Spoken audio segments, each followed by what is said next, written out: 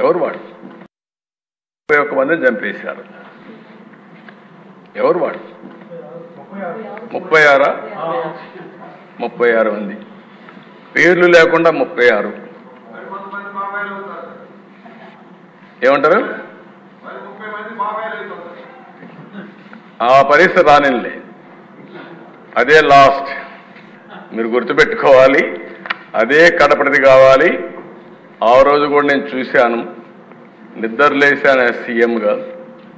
సాక్షి scrolling వచ్చింది. ఆ స్క్రోలింగ్లో Vivekananda Reddy heart attack, గుండెపోటుతో చనిపోయాడు, అయ్యో పాపం అని నేను కూడా బాధపడ్డా. అంటే ఒక ముఖ్యమంత్రిని కూడా మభ్య పెట్టగలిగారు. ఈరోజు రాష్ట్ర ప్రజానీకం గుర్తుపెట్టుకోవాల్సిన అవసరం ఉంది. అక్కడి నుంచి మార్నింగ్ రాలేదు, ఫ్లైట్స్ ఉన్న ఎలక్షన్ల ముందు హెలికాప్టర్ రాకుండా, ఫ్లైట్లో రాకుండా బై రోడ్డు వచ్చారు. ఆ డ్రామాలన్నీ నేను చెప్పదలుచుకోలేదు. అంటే సాయంత్రం వచ్చారు, మాట మార్చేశారు. నెక్స్ట్ డే నారాసుర రక్త చరిత్ర, నా చేతిలో కత్తి. అంటే అధ్యక్ష, అలాంటివన్నీ చేసి నాటకాలు ఆడే పరిస్థితికి వచ్చారు. ఏదేమైనా ఇలాంటి సమస్యలన్నిటికీ ఒకటే మార్గం, ప్రజా చైతన్యం, ప్రజల్ని అప్రమత్తం చేయడం తప్ప వేరే మార్గం లేదు. తప్పకుండా నేను ఒకటే చెప్తున్నా, ఫేక్ రాజకీయాలు సహించాం. ఎవరి బెదిరింపులకు భయపడే పరిస్థితిలో ఈ ప్రభుత్వం లేదని మరొకసారి హెచ్చరిస్తున్నా, గట్టిగా చెప్తున్నా. లా అండ్ ఆర్డర్ పరిరక్షిస్తాం. లా అండ్ ఆర్డర్ని ఎవరు వైలేట్ చేసినా, ఎవరు వాళ్ళ చేతుల్లో తీసుకోవాలన్నా వాళ్ళందరినీ నిర్మోహమాటంగా హ్యాండిల్ చేస్తాం. మత ఘర్షణల్ని, ఫ్యాక్షన్ రాజకీయాల్ని, రౌడీల్ని, తీవ్రవాద సమస్యని పరిష్కారం చేసే చరిత్ర ఇక్కడే మాది. నేరాలు చేయాలనుకుంటే రాష్ట్రం నుంచి బయట పారిపోయే పరిస్థితి వస్తుంది తప్ప ఇక్కడుండి నేరాలు చేసి రాజకీయ ముసుగులో మీ ఇష్ట ప్రకారం ఆడాలంటే మాత్రం జరగనీయకుండా చేస్తామని చెప్పి నేను హెచ్చరిస్తున్నా.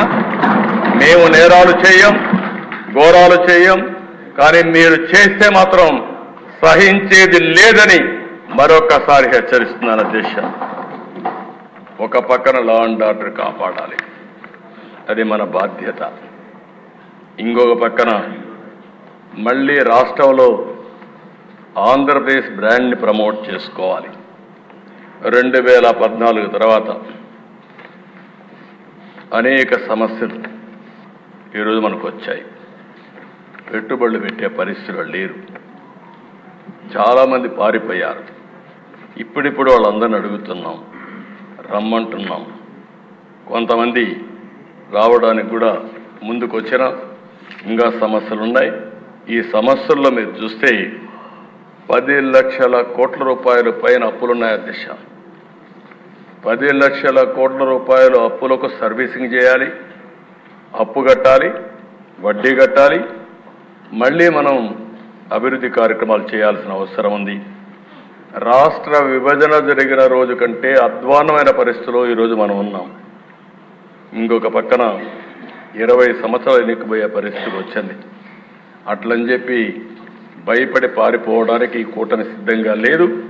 నేను కానీ, పవన్ కళ్యాణ్ గారు కానీ, బీజేపీ కానీ మళ్ళీ రాష్ట్రాన్ని రీకన్స్ట్రక్ట్ చేసే బాధ్యత, రీబిల్డ్ చేసే బాధ్యత తీసుకుంటాం, చేస్తామని చెప్పి కూడా నేను మీకు తెలియజేస్తున్నా. పరిపాలన గాడిన పెడతాం, రాష్ట్రాన్ని నిలబెడతాం, పునర్నిర్మాణం చేస్తాం. ఈరోజు ఒక్కొక్క ఇటుగా పేర్చుకుంటూ వస్తాం. ఏదైతే ప్రజలు మన మీద యాస్పిరేషన్స్ పెట్టుకున్నారో, భారీ ఆశలు పెట్టుకున్నారో, ఆశల్ని, ఆకాంక్షల్ని నెరవేర్చే బాధ్యత తీసుకుంటాం. అదే మరి అధ్యక్ష, ఈరోజు మేము చూస్తే, నేను ఇంత మునిపే పవన్ కళ్యాణ్ గారు కూడా ఒక మాట చెప్పారు, చాలా మంచి మాట కూడా. మనం ఎవ్వరం కూడా ఇక్కడ ఉండే ఎమ్మెల్యేలందరం కూడా గుర్తుపెట్టుకోవాల్సింది, ప్రజలు మనం ఇంత మురుమారిగా ఏదో పెత్తందారి వ్యవస్థ కాదు, మన ఇష్ట ప్రకారం మనం చేయడానికి. నేను అందుకనే మా వాళ్ళని చాలా స్పష్టంగా అడుగుతున్నా, ఇప్పుడు కూడా మళ్ళీ అపీల్ చేస్తున్న పోలీసులు కూడా, నేను ఎక్కడైనా పోతే సెక్యూరిటీ కోసం ఒక్క నిమిషం మీరు ట్రాఫిక్ ఆపి పంపించండి. ఒకవేళ కాదు అంటే నేను కూడా ఒక 5 నిమిషాలు లేట్ అయినా